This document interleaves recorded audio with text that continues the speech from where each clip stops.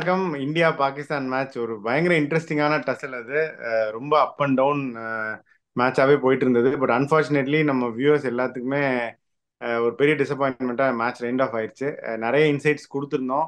பீடாக்கு நிறைய ப்ரெடிக்ஷன்ஸ்லாம் பண்ணியிருந்தாரு. 290 ஸ்கோர் சொல்லியிருந்தாரு. 266 ஃபர்ஸ்ட் பேட்டிங் பண்ணாங்க. நிறைய விஷயம் இருக்கு நம்ம பேசினது, அதை பத்தி டிஸ்கஸ் பண்ணிருக்கோம். பீடாக், வெல்கம் டு த ஷோ. பீடாக் ஃபர்ஸ்ட் எல்லாரும் வாழ்த்து சொல்லிடுவோம். அவருடைய கயானா அமேசான் வாரியர்ஸ் வந்து டேபிள் டாப்பர்ஸா கொண்டு போயிட்டாரு பீடாக். உங்களுடைய டீமை டேபிள் டாப்பர்ஸா வந்துட்டாங்க பீடாக். இந்தியா அதே மாதிரி டேபிள் டாப்பர்ஸா வருவாங்களா? உங்களோட இனிஷியல் தாட்ஸ் என்ன? ஒரு நல்ல விஷயம் என்ன நடந்திருக்குன்னா, அந்த பிளேயிங் லெவன் பத்தி நம்ம சொன்னோம். இஷான் கிஷான் வந்து மிடில் ஆர்டர்ல ஆடுவாங்க இந்த ஸ்பின்னர்ஸை கவுண்டர் பண்றதுக்கு. அது கரெக்டா பண்ணாங்க. பியூட்டிஃபுல் ஸ்ட்ராட்டஜி அது. திருப்பியும் ஒன்னே ஒன்று சொன்னோம். நம்பர் 8ல ஷார்துல் தாக்கூர் உள்ள கொண்டாந்து பேட்டிங் ஸ்ட்ரென்தன் பண்ணி ஒரு இன்சிசிவா இருக்கிற போலிங் யூனிட்டை வீக்கா காமிப்பாங்கன்னு சொன்னோம். அதையும் வந்து எக்ஸ்ட்ராடினரியா பண்ணாங்க. அதாவது நீங்க வந்து சொல்லிட்டீங்க முன்னாடியே ஷோலயே. இப்ப நான் என்ன சொன்னேன், ஆவரேஜ் ஸ்கோர் இங்க ஃபர்ஸ்ட் இன்னிங்ஸ் வந்து 286, average second inning score 284. So ஒரு 20 ரன் வந்து கம்மியா அடிச்சிருக்காங்க. ஸோ நம்ம என்ன எப்படி வந்து போகணும் அப்படின்னு சொன்னோம்னா, இந்த ஃபர்ஸ்ட் 10 ஓவர்ல விக்கெட் கொடுக்காம 54 for 1 ஆடணும் அப்படின்னு சொன்னோம். நம்ம என்ன பண்ணோம், 48 for 3. அங்க வந்து ஒரு லைட்டா ஒரு அடி வாங்கிச்சு. செகண்ட் இதுல என்ன சொன்னோம், அந்த 11 to 25 தான் நிறைய விக்கெட் விழும். 76 for 1 ஆடணும் அப்படின்னோம். 79 for 1 வந்தாங்க. ஸோ 20 ஓவர்ஸ்ல 120 for 2 இருக்கணும்னு சொன்னோம். 127 for 4. பரவாயில்ல, ஒரு 2 விக்கெட் கூட விட்டாங்க. அதுக்கப்புறம் தேர்ட் பேஸ்ல ஸ்லைட்டா மொமெண்டம் வரணும். அதாவது வந்துட்டு என்னன்னா, ஒரு 92 for 2, 40 ஓவர்ல 212 for 4 இருக்கணும் அப்படின்னு சொன்னோம். 40 ஓவர்ல 221 for 5. எல்லாமே எக்ஸ்ட்ராடனரியா போச்சு. அந்த partnership between Nishan and Hardik Pandya after that early burst by Pakistan bowlers showed that the depth what I have got. So நீங்க 40 ஓவர்ல 221 for 5ங்கும் போது கடைசியில் நம்ம என்ன சொன்னோம், ஒரு 80 ரன் வந்தா 290 வந்திருக்கும். அப்படிங்கும்போது ராங் டைம்ல அவங்க 2 பேரும் அவுட் ஆயிட்டாங்க. அவுட் ஆயிட்டு ended up with 266, which is not a bad score in Candy. அவ்வளவு ஈஸியா சேஸ் பண்ண முடியாது. ஆனால் ஒன்னே ஒண்ணு நீங்க எப்படி யோசிக்கணும்னா, பாகிஸ்தான் பண்ண அதே தப்பு தான். 3 ஃப்ரண்ட் லைன் ஃபாஸ்ட் போலர்ஸ் அவ்வளவு ப்ரெஷர் பண்ணிட்டு அதுக்கப்புறம் ஸ்பின்னர்ஸ் வந்ததும் ஈஸி ஆயிடுச்சு. அதே மாதிரி Pakistan batsman is also good against spinners. Then we have got Shardul Thakur, who may or might not get into the picture as much as you wanted someone like Shami to make inroads. அப்படிங்கும்போது எனக்கு அந்த match நடந்திருக்கணும். ஏன்னா அந்த match இப்பயும் நான் சொல்றேன், match க்ளோஸா போயிருக்கும். எங்க வேணாலும் போயிருக்கலாம் ரிசல்ட். இந்த 286 அடிச்சிருந்தாங்கன்னா இந்தியா ஷூரா ஜெயிச்சிருப்பாங்கன்னு நான் சொல்லியிருப்பேன். With 266, 20 shot and minus Mohammed Shami, it could have been a tussle provided our spinners really step into the mark போது அந்த மேட்ச் நடந்து அதுல ஒரு பாடம் கத்துந்தா, ப்ரொவைடட் நம்ம சூப்பர் போர்லயும் ஃபைனல்ஸ்லயும் வந்து ஈஸியா இருக்கும். வேர்ல்ட் கப்லயும் ஓகே இந்த தப்ப பண்ணக்கூடாதுன்னு தெரிஞ்சிருக்கும். அது நடக்காம போச்சு. அதுதான் எனக்கு ஒரே ஒரு வருத்தம். But I'm overall very happy from the way we started to where we ended up. Super. இப்ப வந்து அதான் ரிசல்ட்டை பத்தி ஒரு ஒருத்தர் ஒரு ஒரு மாதிரி பேசுறாங்க. பச்சை சட்டை ஃபேன்ஸ், ப்ளூ சட்டை ஃபேன்ஸ் மாறி மாறி ஜெயிச்சிருப்பான்னு பேசுறாங்க. அது ஒரு பக்கம். நேபாள இந்தியா வின் பண்ணிடுவாங்கன்னு தான் நினைக்கிறேன் பீடா. ஒரு ஊர்ல கேள்டா சண்டைக்கு போயிருந்த போது எலும்பு ஒஞ்சி ராடு வச்சுக்கிறாங்க, வெட்ட முடியாது. உள்ள போயிருவாங்க அடுத்த ஸ்டேஜுக்கு இந்த காம்படிஷன்ல. பட் வேர்ல்ட் கப் முன்னாடி இருக்கு. இதுதான் இந்தியாவோட பிளேயிங் லெவனா இருக்குமா? இப்ப வந்து இஷான் கிஷானுக்கு வந்து சர்பட்டா பரம்பரை மீம்ஸ்ல இருந்து ஜெயிலர் மீம்ஸ் வரைக்கும் எல்லாம் போட போட ஆரம்பிச்சிட்டாங்க ஆல் இந்தியா ட்விட்டர் செலெக்ஷன் கமிட்டியில. அதே மாதிரி மற்ற பிளேயர்ஸ் எல்லாம் கிரிட்டிசைஸ் பண்ணவும் ஆரம்பிச்சிட்டாங்க. ஸோ நம்ம டீமோட ப்ளூ பிரிண்ட் என்ன என்ன நீங்க எதிர்பார்க்குறீங்க? ஷார்துல் தான் வில் கண்டினியூ டு பிளே. அது நீங்க சொன்னது முக்கியமான பாயிண்ட். பவுலிங் நேற்று போட்டிருந்தா தெரிஞ்சிருக்கும் நிறைய விஷயங்கள். என்ன நினைக்கிறீங்க நம்மளோட டீம் ப்ளூ பிரிண்ட்டை பத்தி? அதாவது ஒரு advantage Ishan Kishan can give is is going to take on the spinners. இப்போ ஆஸ்திரேலியால யாரு main spinner? Adam Zampa leg spinner. இங்கிலாந்துல யாரு main spinner? Adil Rashid leg spinner. நியூசிலாந்துல யாரு? Sodhi and Santner. பாகிஸ்தான்ல யாரு? முகமது நவாஸ் அண்ட் ஷாதாப் கான். இப்ப நீங்க த்ரெட்னு பாத்தீங்கன்னா இவங்க தான் த்ரெட். இப்ப சவுத் ஆப்பிரிக்கா சொல்லாமலே இருக்க அப்படின்னு சொல்ற. இப்ப இதுக்கப்புறம் அவங்க வாங்கின அந்த முதுகுல டின் கட்டின அடி ஆஸ்திரேலியாவோட ஏன்னா நான்லாம் இருந்த போது ஆஸ்திரேலியா வந்தாலே வந்து சரிப்பா ஒயிட் வாஷ் அப்படின்னு சொல்லி ஒயிட் வாஷ் பண்ணி அனுப்புவோம் ஆஸ்திரேலியாவை. அவங்க வச்சு அதாவது தோக்கிறது வந்து பெரிய விஷயம் கிடையாது ஸ்போர்ட்ல. எல்லா டீமும் ஜெயிக்கும், எல்லா டீமும் தோக்கும். அடிச்சு வச்சு ஒரு இடி இடிச்சிட்டு போனாங்க பாருங்க 3 T20s. அதை பார்த்தாலே எனக்கு பயமா இருக்கு. ஏன்னா ஸ்பின்னர்ஸ் எல்லாம் அப்படி கை தூக்குனாலே போடுவேன்னு அடிச்சாங்க. ஸோ அப்படிங்கும் போது இப்ப Ishan Kishan emerges at number 5 is a very good headache for Indian team. ஏன்னா அவர் எப்படின்னா ஒரு அம்பியாவும் இருப்பாரு, அன்னியனாவும் இருப்பாரு. இப்போ ஒருவேளை வந்து உங்களுக்கு சுப்மான் கில் வந்துட்டு அன்பார்ச்சுனேட்லி ஃபார்முக்கு வரலன்னா he can just go there and open the batting and he can still have the luxury of someone like KL Rahul at the middle order போது it is a very good headache at this situation. Let me be very honest with you. அது வந்து என்ன சொல்றது, அந்த base attack வந்து ஒரு complete pace attack. இந்த Harris rough எல்லாம் வந்துட்டு லாலிபப் சாப்பிடுற மாதிரி 150 போட்டிருந்தாரு. குவிக் ஸ்விங் அந்த சிச்சுவேஷன்ல இருந்து நீங்க வந்து ஒரு பார்ட்னர்ஷிப் ஸ்டிச் பண்ணீங்கன்னா that boy has to be given credit. That is the ஆனஸ்டிங்கும் போது இது நல்லதுங்கும் போது Ishan கிஷானை they should try and see whether he can be an answer at number 5. ஒரு நம்பர் 5லயே கண்டினியூ பண்ணணும் கம்ப்ளீட்டா ஏசியா கப்ல. ஒரு நல்லா ஆடிட்டார்னா that is going to be the best thing to happen for India. இந்த ஷார்துல் தாக்கூர் எக்ஸ்பெரிமெண்ட்டை கம்ப்ளீட்டா ஏசியா கப்ல பண்ணிடணும். ஒருவேளை அது நல்ல ரிசல்ட்டா பேட் ரிசல்ட்டா தெரிஞ்சிடும். வேர்ல்டு கப்புக்கு போகும்போது அதுக்கப்புறம் யார் ஆடுறதுன்னு தெரியாம இருக்கக்கூடாது. You should have a perfect playing 11 which is going to start till the end of the tournament to the finals. This is going to be the right blueprint for India moving forward.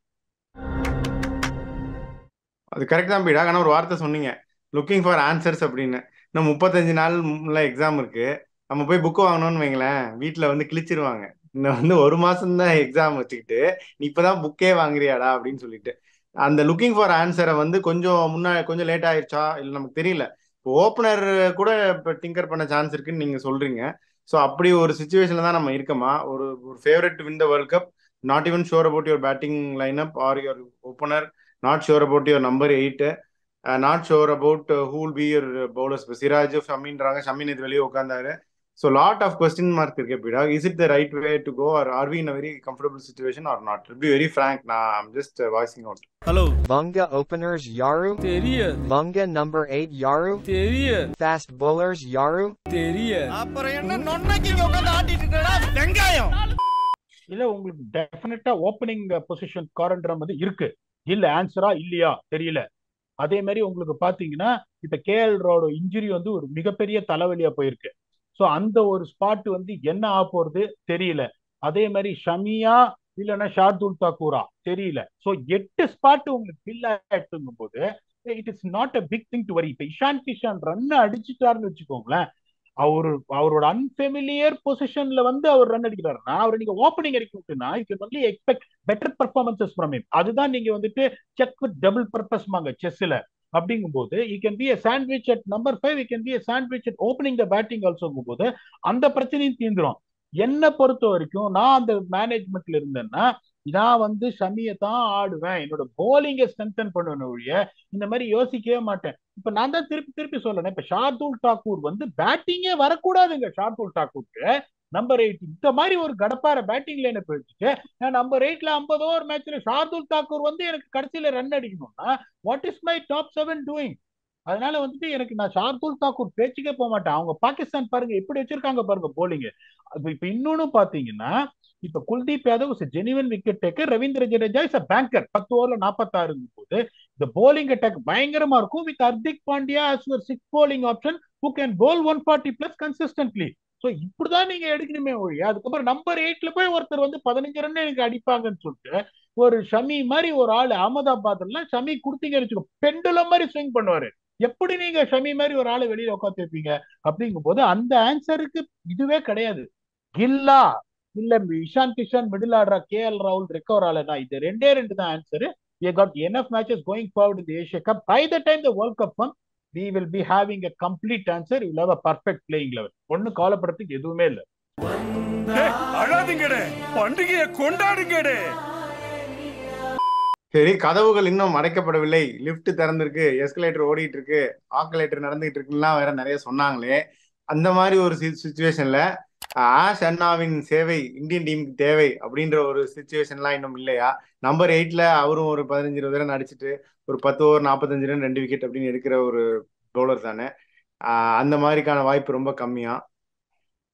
இப்ப நான் வந்து முன்னாடியே உங்களுக்கு சொன்னேன், இப்ப south Africa, Australia, England, New Zealand இவங்களோட டெஃபினட்டா என்னோட நம்பர் 8 அஸ்வின் தான்.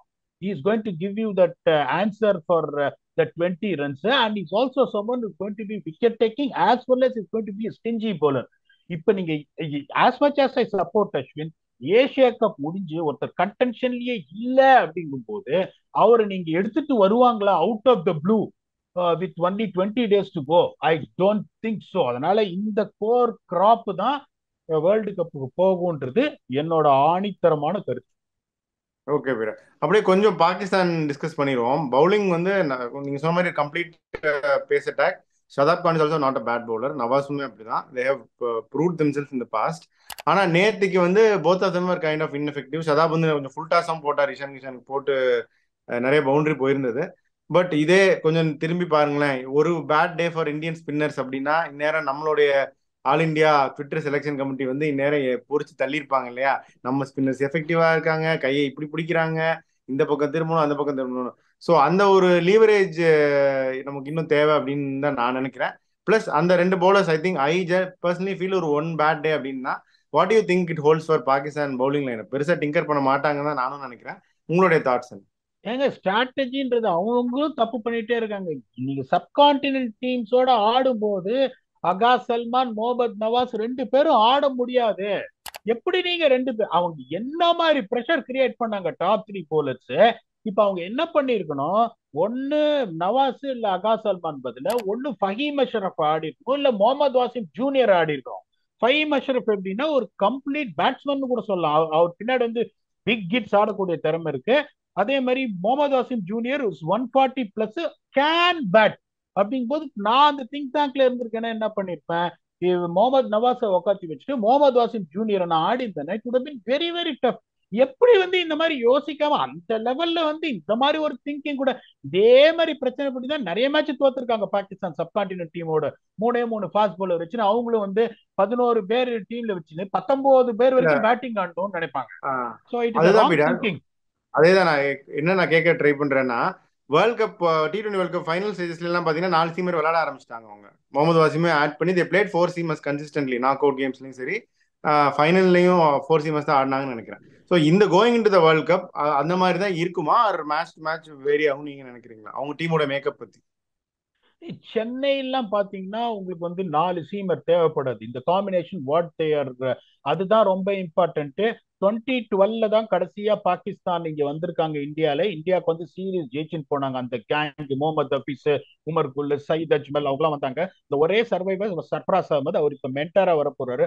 Not even single player even visited India. அப்படிங்கும் போது அவங்களுக்கு கண்டிஷன்ஸை பத்தி எதுவும் தெரியாது.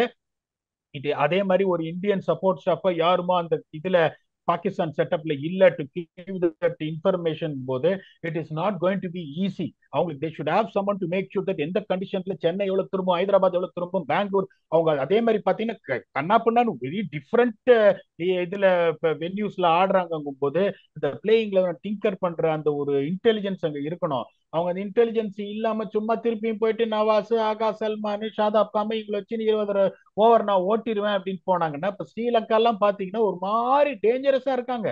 அந்த ஆப்கானிஸ்தானும் டேஞ்சரஸ். இப்ராஹிம் ஜத்ரான் பியூட்டிஃபுல்லா ஆடுறாரு. நீங்க கொஞ்சம் அவர் கடிக்கிறதுக்கு இடம் கொடுத்து 240 ஆல் அவுட் ஆட்டு சேஸ் பண்றவங்க ஆப்கானிஸ்தான். அப்படிங்கும் போது you should know what exactly is the playing combination, which all rounder will suit in which venue. அது தெரியாம வந்தீங்கன்னா அடி வாங்கிட்டு தான் போவீங்க. சரியான டீம் அவங்க பிளேயிங் லெவன் அவங்க ஆடலன்னா even though they look a formidable squad, they are definitely going to struggle. Okay விராக். So on that note, Monday India Nepal, அதை பத்தி தங்களுடைய இறுதி கருத்துக்களை கூற அழைக்கிறோம். அதே மாதிரி Jasprit Bumrah unfortunately left for India. But then அது அன்பார்ச்சுனேட்லின்னு சொல்ல முடியாதுன்னு நினைக்கிறேன். He has some personal reasons to go home. Good or bad we don't know. But then is not available for the match. India நேபாள ஜெயிச்சிரும் பும்ரா இல்லாட்டியும் அப்படின்னு நம்புறோம். உங்களுடைய கருத்துக்கள் என்ன விராக்? இப்ப ஜஸ்பிரீத் பும்ரா இல்லாதது நேபாளோட என்னை பொறுத்த வரைக்கும் ஒரு நல்ல விஷயம் நான் சொல்லுவேன். That allow Shami to get back in what he can offer. Jasprit Bumrah is going to walk into the super force when he's back, with the playing squad. What Shami can offer, Shardul Thakurக்கும் அதே chance கொடுத்து what he can offer. ஆப்பரன்ஸ்லாம் பத்தி யோசிக்காதீங்க. நேபாள் ரொம்ப week அதெல்லாம் சொல்லாதீங்க. International cricket is international cricket. Whether they are hitting the lines, whether they are hitting the right lines, whether they are looking threatening to really play against the strong teams, அந்த answer கிடைக்கும். Again, to keep Ishan Kishan at number 5 and see whether he can continue his form which he promised, which he showed against Pakistan அப்படிங்கும்போது that will be another great thing to happen, not to take any opponents lightly. என்ன பொறுத்த வரைக்கும் this is the time where you have to realize and you can also learn from the mistakes and get into a possible combination when you go for the World Cup. Until we come back for another game, which is going to be the Super 4, based on the fixtures where India finish. We will come back again. Subscribe to our channel. Keep showing your support. And thanks a lot and goodbye.